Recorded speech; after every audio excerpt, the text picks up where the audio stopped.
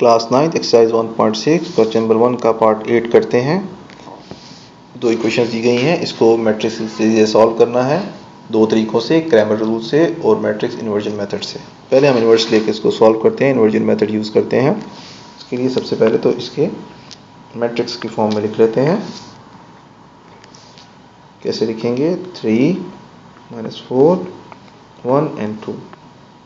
इसी तरह से x और y और ये बराबर आ जाएंगे 4 और 8 के। अब हम एज्यूम कर लेते हैं कि पहले मैट्रिक्स A है, फिर x है और ये B है।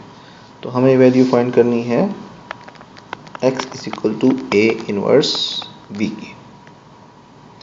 A इनवर्स निकालने के लिए ज़रूरी है कि नॉन सिंगुलर मैट्रिक्स हो A, उसको चेक कर लेते हैं। A का डिटर्मिनेंट लेते हैं, तो ये आ जाएगा 3 × 2 - 4 × 1, तो ये हो जाएगा 6 + 4 = 10।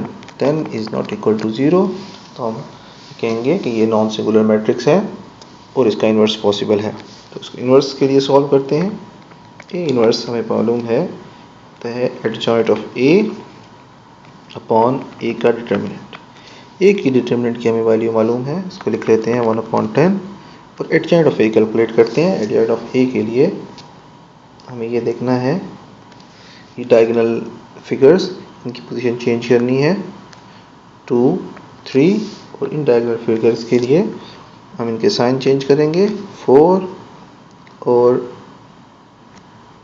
-1, तो ये बराबर हो जाएगा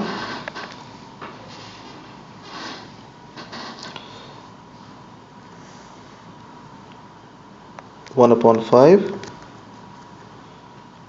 2/5 और -1/10 और 3/10। इसको फर्दर सॉल्व करते हैं। x की वैल्यू इन्वर्स लिख लेते हैं उसी तरह 1/5 2/5 -1/10 3/10। इसको मल्टीप्लाई करते हैं हम 4 और 8 से, जो कि हमारी b की वैल्यू है। इसको सॉल्व करेंगे तो हमारे पास x y की वैल्यू आ जाएगी। तो सॉल्व करते हैं -1/5 × 4 प्लस 2/5 × 8। इस तरह -1 × 4 1/10 × 4 प्लस 3/10 × 8। इसको सॉल्व करेंगे तो हमारे पास x y आ जाएगा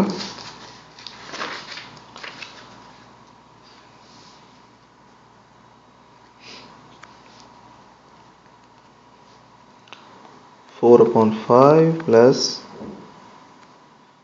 16/5 और ये हो जाएगा -4/10 प्लस 24/10। इसको फर्दर सॉल्व करते हैं तो ये हो जाएगा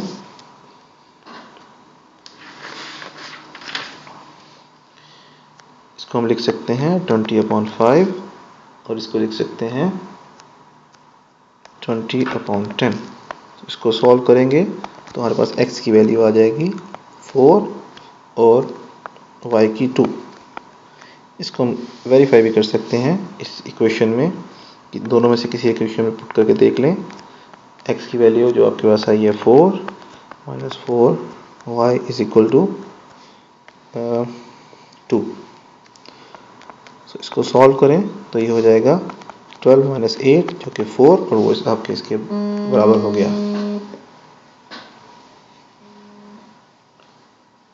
तो इस तरह से हमने इसको एक मेथड से सॉल्व कर लिया, इन्वर्स मेथड से।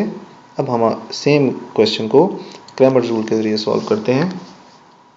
रिजल्ट सेम आना चाहिए, सॉल्व करके देखते हैं। इसको मैं क्लीन कर देता हूँ।